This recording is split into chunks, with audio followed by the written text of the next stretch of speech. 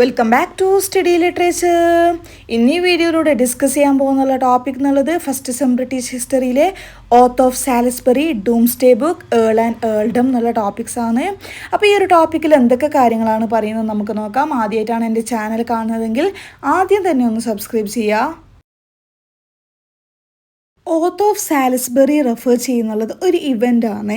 ഈ ഒരു ഇവൻറ്റിൽ William first എന്ത് ചെയ്യുന്നുണ്ട്, അദ്ദേഹത്തിൻ്റെ ടെനൻസ് ഇൻ ചീഫ്സിനെ, പ്രധാന കുടിയന്മാരെയും അതുപോലെ തന്നെ ലാൻഡ് ഓൺ ചെയ്യുന്ന മെന്നിനെയും വിളിച്ചു വരുത്തുന്നുണ്ട് സാലിസ്ബറി എന്ന സ്ഥലത്തിലേക്ക്. എന്തിനെന്ന് വെച്ചാൽ അദ്ദേഹം സത്യപ്രതിജ്ഞ ചെയ്യുന്നത് കാണാൻ വേണ്ടിയിട്ട് അവരൊക്കെ വിളിക്കുന്നുണ്ട്.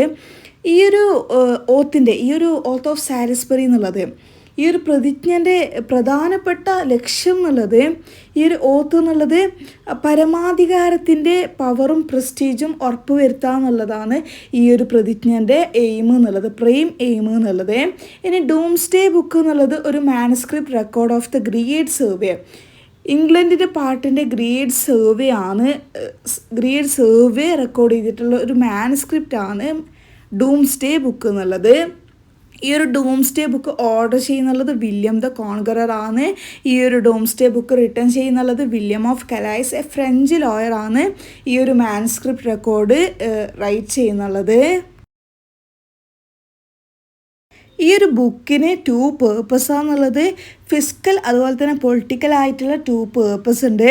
പൊളിറ്റിക്കലി വില്യം ഫേസ്റ്റിൻ്റെ ആ ഒരു സുപ്രീമിന് വേണ്ടിയിട്ടാണ് ഈ ഒരു ബുക്ക് ഹെൽപ്പ് ചെയ്യുന്നുള്ളത്. ഇനി ഈ ഒരു ബുക്ക്, ഈ ഒരു സർവേയിലുള്ള ഇൻഫോർമേഷൻ കളക്ട് ചെയ്യുന്നുള്ളത് റോയൽ കമ്മീഷണേഴ്സ് ആണ്. ഇനി ഡൂംസ്ഡേ ബുക്കിൽ കൺസിസ്റ്റ് ചെയ്തിട്ടുള്ളത് 2 വോളിയൂംസ് ആണ്. അതിൽ ഫസ്റ്റ് വോളിയം എന്നുള്ളത് അറിയപ്പെടുന്നുള്ളത് ഗ്രേറ്റ് ഡോംസ്ഡേ എന്നാണ്. ഈ ഒരു ഗ്രേറ്റ് ഡോംസ്ഡേയിൽ കണ്ടെയ്ൻ ആയിട്ടുള്ള കാര്യം എന്നുള്ളത് final summarised record of all counties surveyed except Essex, Norfolk and Suffolk, ഈ 3 സ്ഥലങ്ങൾ ഒഴിച്ചുള്ള ബാക്കി എല്ലാ സർവേ റെക്കോർഡ് ചെയ്തിട്ടുള്ളതാണ് ഈ ഒരു ഗ്രേറ്റ് ഡൂംസ്ഡേ വോളിയം ഫസ്റ്റ് എന്നുള്ളത്. ഇനി വോളിയം സെക്കൻഡ് അറിയപ്പെടുന്നുള്ളത് ലിറ്റിൽ ഡോംസ്ഡേ എന്നാണ്. ഈ ഒരു ലിറ്റിൽ ഡോംസ്ഡേയിൽ കണ്ടെയ്ൻ ചെയ്തിട്ടുള്ളത് survey of the counties of Essex, Norfolk and Suffolk. നമ്മൾ നേരത്തെ പറഞ്ഞല്ലോ 3 സ്ഥലങ്ങൾ ഒഴികെയെന്ന്. ആ ഒരു 3 സ്ഥലത്തിൻ്റെ ഈ ഒരു സർവേനെയാണ് ലിറ്റിൽ ഡോംസ്ഡേ ഇല്ലെങ്കിൽ വോളിയം സെക്കൻഡ് എന്ന് പറയുന്നുള്ളത്. ഇനി ഈ ഒരു ഡൂംസ്ഡേ ബുക്കിന് ആ ഒരു നെയിം അക്വയർ ചെയ്യാൻ കാരണം ഹ്യൂജ് എമൗണ്ട് ഓഫ് ഇൻഫർമേഷൻ കാരണമായിട്ടാണ് ഈ ഒരു ഡൂംസ്ഡേ ബുക്കിന് ഈ ഒരു നെയിം ലഭിക്കാൻ വേണ്ടിയിട്ട് കാരണം.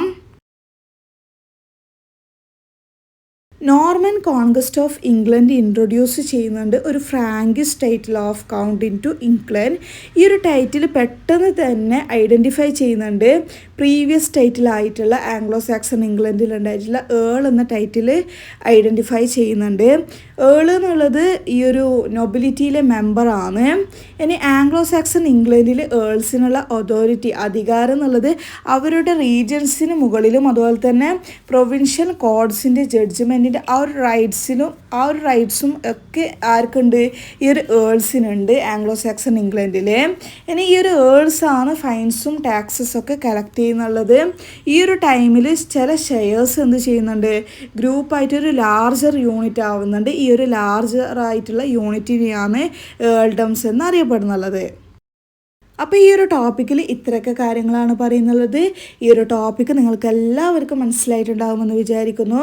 ഈ ഒരു ടോപ്പിക്ക് നിങ്ങൾക്ക് എല്ലാവർക്കും മനസ്സിലായിട്ടുണ്ടെങ്കിൽ തീർച്ചയായും സബ്സ്ക്രൈബ് ചെയ്യുക, ലൈക്ക് ചെയ്യുക, നിങ്ങളുടെ ഫ്രണ്ട്സിന് എല്ലാവർക്കും ഷെയർ ചെയ്യുക, കമൻറ്റ് ചെയ്യുക.